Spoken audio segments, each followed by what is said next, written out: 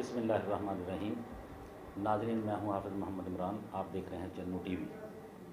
नाज़रीन, जैसा कि आपको मालूम है कि पाकिस्तान दुनिया के खुशकिस्मत तरीन ममालिक में से है। पाकिस्तान को अल्लाह पाक ने ज़राअत के लिए एक बहुत बड़ी वसी ज़मीन अराज़ी दे रखी है और तकरीबन 80% आबादी पाकिस्तान की जो है वो देहात के अंदर मुकीम है और जिनका रोज़गार जो है वो काश्तकारी से चलता है। और पाकिस्तान के तमाम सूबों के अंदर मुख्तलिफ़ किस्म की फ़सलें जो हैं काश्त की जाती हैं, लेकिन उनमें से पंजाब और सिंध के अंदर एक फ़सल बहुत अहम है जिसको कपास कहा जाता है। और कपास जो है पाकिस्तान की एक नकदावर फ़सल है और जिसके ऊपर पाकिस्तान की मईशत का दारोमदार है। लेकिन बदकिस्मती से पिछले कुछ सालों से कपास जो है वो ज़बू हाली का शिकार है और मुख्तलिफ़ अक़दामात करने के बावजूद कपास की फ़सल को कोई सहारा नहीं मिल रहा है कि कपास की फ़सल में बेहतरी कैसे लाई जाए जिससे ज़मींदार खुशहाल हो, ज़मींदार के पास पैसा जाए, जिसकी वजह से ज़मींदार जो है आगे तरक्की करे, उसके बाद पाकिस्तान जो है वो तरक्की करे, पाकिस्तान इसको एक्सपोर्ट करने के काबिल हो जाए, इसकी क्वालिटी बेहतर हो जाए। तो इस सिलसिले में नाज़रीन, हमने अपने स्टूडियो के अंदर दावत दी है मियाँ चन्नू के plant protection officer Malak Mohammad Awais साहब को इस पर गुफ्तगू करने के लिए। वेलकम मलक अवैस साहब। बहुत शुक्रिया जी। सर, आप प्लांट प्रोटेक्शन ऑफिसर हैं, तो आजकल कपास का सीज़न चल रहा है, कपास की काश्त हो चुकी है, कपास इस वक्त बड़ी हो चुकी है, उसको टिंडे फूल लग चुके हैं। तो आप इस मौके पर ज़मींदार को क्या कहना चाहते हैं, कैसे बताना चाहते हैं? जैसे ज़मींदार एक गुलाबी सुंडी से बड़ा परेशान है कि बज़ाहिर फ़सल बहुत अच्छी नज़र आ रही होती है, अब वो क्या इक़दाम करे कि जिससे वो इससे बच सके और कपास की फ़सल को बचा सके ताकि आखिर तक कपास की फ़सल को, उसके टिंडे को, उसके फूल को कोई चीज़ डैमेज ना करे। बिस्मिल्लाहिर्रहमानिर्रहीम जी, बहुत शुक्रिया आपने हमें दावत दी। खानेवाल ज़िला जो है वो कपास के लिए बड़े अरसे से मशहूर था कि कपास इसमें बहुत ज़्यादा पैदावार आती है, लेकिन पिछले कुछ सालों से हमें कुछ प्रॉब्लम्स आ रही हैं जिसमें मुख्तलिफ जो कीड़े हैं वो हमारे किसान भाई जो है उनसे मैनेजमेंट उनकी नहीं हो रही, जिसकी वजह से कपास की क्वालिटी और प्रोडक्शन दोनों बहुत ज़्यादा कम हो चुके हैं। तो इस हवाले से हमारे पास इस टाइम खानेवाल ज़िला में तकरीबन 2.5 लाख एकड़ के करीब कपास काश हो चुकी है और फिल वक़्त कपास की कंडीशन बहुत अच्छी है, लेकिन ये बहुत ही अब नाजुक मरहले में जो है वो एंटर हो रही है, जिसमें 3-4 मुख्तलिफ किस्म के जो कीड़े हैं वो इस पर हमलावर हो रहे हैं, जिनमें थ्रिप्स हो गया, सफ़ेद मक्खी हो गई, सब्ज़ तेला हो गया और गुलाबी सुंडी। इन 3-4 चीज़ों को अगर किसान हमारे फार्मर भाई जो हैं वो अगर मैनेज कर जाएंगे तो हमारी कपास की प्रोडक्शन जो है वो बहुत अच्छी आ सकती है।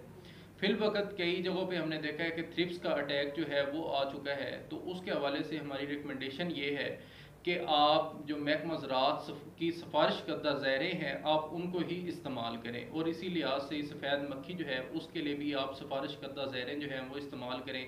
एक ही केमिकल का बार बार इस्तेमाल ना करें ताकि कीड़ों में मुज़ाहमत जो है वो पैदा ना हो सके केमिकल के ख़िलाफ़। और आखिरी आपने बात की गुलाबी सुंडी, जो कि हमारी फसल को बहुत ज़्यादा डैमेज करती है और वही हमारी किसान का असल मसली गुलाबी सुंडी बना हुआ है। तो उसके लिए अभी जो फसल है इब्तदाई तौर पे हमें मधानी नुमा फूल जो हैं वो नज़र आ रहे हैं जो हमारी अब अगेती काश्त है उसमें।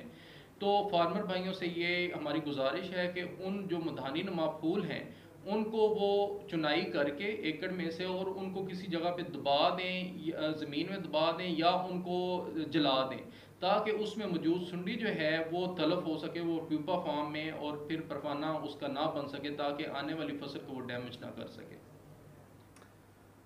मलक साहब कहते हैं कि गुलाबी सुंडी को तलफ करने के लिए, उसके ख़ात्मे के लिए बीपी रोब्स का इस्तेमाल किया जाता है। जी। ये बीपी रोब्स का इस्तेमाल कब करना चाहिए और इसकी कास्ट क्या आती है ताकि ज़िम्मेदार इसको अफोर्ड कर भी सकता है या नहीं कर सकता? बीबी रोब्स जो है ये हमारे महकमा ज़राअत हुकूमत पंजाब का प्रोजेक्ट चला है 3 साल, जिसमें हमने हर तहसील में एक प्लाट 50 एकड़ के ब्लॉक पे इसका इस्तेमाल करवाया और इसके बहुत ही अच्छे रिजल्ट आए हैं। ये तकरीबन बीबी रोब्स जो हैं ये हमारी कपास को 90 दिन तक गुलाबी सुंडी से महफूज रखते हैं उसमें ये होता है कि जब आपकी कपास की फसल की उम्र 35 दिन हो जाए तो ये 120 पीबी रोप्स जो हैं वो फी एकड़ उसमें लगा देनी चाहिए जब 35 दिन की फसल हो जाए। उसमें ये 18 ज़रब 19 का जो फासला है उसमें एक एक पीबी रोप लगेगी और उस तरीके से आपकी 120 जो वो रस्सियाँ हैं या पीबी रोप्स जो हैं वो आपकी एकड़ में लग जाएंगी। ये आपकी फसल को 90 दिन तक जो है वो गुलाबी सुंडी से महफूज रखेंगी और इसकी कास्ट जो तकरीबन है वो 3300 रुपये फ़ी एकड़ जो है वो किसान को पड़ती है। और ये बाकी जो जहरें हम इस्तेमाल करते हैं उस हवाले से ये बहुत ज़्यादा मुनासिब कीमत है इसकी। जी नाज़रीन, मलक अवैध साहब protection officer, plant protection officer बता रहे थे ज़िम्मेदारों को कि वो बीपी रोप्स का इस्तेमाल करें और उसका ख़र्चा भी कोई इतना ज़्यादा नहीं है, फ़ी एकड़ 3300 रुपये है। वरना ज़िम्मेदार तो कपास के ऊपर स्प्रे के लिए एक एक लीटर जो है 5-5 हज़ार 3-3 हज़ार का एक एक लीटर का स्प्रे करते हैं, लेकिन उससे वो फ़ायदा नहीं होता। ये हुकूमत पंजाब का एक बड़ा अच्छा प्रोजेक्ट है कि बीपी रोप्स का इस्तेमाल करें, ताकि कहते हैं मलिक साहब ने जैसे फरमाया, बता रहे थे कि बीपी रोग के इस्तेमाल से जब 35 दिन के बाद 90 दिन तक गुलाबी सुंडी नहीं आएगी तो लाजमी बात है कपास का टिंडा जो है वो डैमेज नहीं होगा। जब वो डैमेज नहीं होगा तो कपास की क्वालिटी बेहतर होगी। तो मलिक साहब, मेरे आपसे मज़ीद ये सवाल है कि पेस्ट कंट्रोल के लिए मज़ीद महकमा ज़राअत क्या कहता है कि ज़िम्मेदार क्या करें? एक तो जो हमारी कपास की फसल है ये पेस्ट के हवाले से बहुत ही नाजुक फसल होती है, इसलिए हम जो किसान भाई हैं उनको रिकमेंड करते हैं कि ये अपनी फसल की कम अज़ कम हफ्ते में 2 बार पेस्ट काउटिंग किया करें। जो थ्रिप्स है वो अगर एक पत्ते पे एवरेज उसकी 10 हो, 10 थ्रिप्स आपको मिलें तब उसका स्प्रे करें। सफ़ेद मक्खी अगर 5 बालग या उसके बच्चे मिलें उसकी एवरेज हो तब आप स्प्रे करें। इसीलिए इसी तरह जो जेसड है सब्ज़ तेला, उसकी अगर फ़ी पत्ता एवरेज एक आए, अगर आप 10 प्लांट चेक करते हैं और उसमें फ़ी पत्ता अगर एक की एवरेज आ जाए आप तब उसका स्प्रे करें। इसके अलावा अंधाधुंध जो स्प्रे होती है और बग़ैर किसी के मशवरे के स्प्रे जो है वो हम कहते हैं कि हमारे किसान भाई इस्तेमाल ना करें, ताकि उनकी जो इनपुट कॉस्ट है वो कम से कम हो और उनकी प्रोडक्शन जो है वो ज़्यादा से ज़्यादा हो। मलिक साहब, आपसे आखिरी सवाल करूँगा, उसके बाद प्रोग्राम को वाइंड अप करेंगे कि आप इस वक्त कपास जो है तकरीबन मतलब अगर तैयारी के आखिरी मराहल में है, उसके 8-8 10-10 टिंडे बन चुके हैं, तो आप फार्मर के लिए ये क्या बताना पसंद करेंगे कि कपास के शुरू से लेकर आखिर तक फर्टिलाइज़र प्लान क्या होना चाहिए, इसको कितनी खाद की कब ज़रूरत होती है?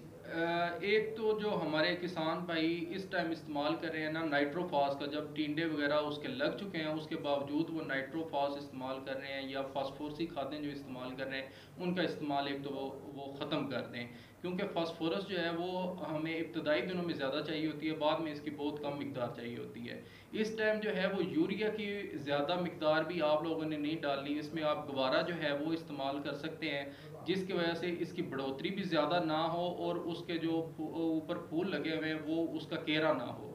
जब इसमें आप ज़्यादा नाइट्रोजनी खादें इस्तेमाल कर देते हैं तो उस वजह से उसकी बढ़ोतरी जो है वो ज़्यादा हो जाती है, जिसकी वजह से उसका फल जो है वो उसका केरा शुरू हो जाता है, जिसकी वजह से हमारी जो प्रोडक्शन है वो कम हो जाती है। तो इस टाइम जो है जब टिंडा लग रहा हो तो उस वक़्त उसकी पोटाश की जो मिकदार है खाद की वो आप बढ़ा दें, ताकि टिंडे का वज़न और क्वालिटी जो है वो उसकी बेहतरीन बन सके। प्लांट प्रोटेक्शन ऑफिसर मियां चन्नू मलिक मोहम्मद अवैध साहब, आपकी तशरीफ़ आवरी का बहुत बहुत शुक्रिया। नाज़रीन, इसके साथ ही हमारे प्रोग्राम का वक्त अब ख़त्म होता है। अपने मेज़बान हाफ़िज़ मोहम्मद इमरान को इजाज़त दीजिए। देखते रहिए चन्नू।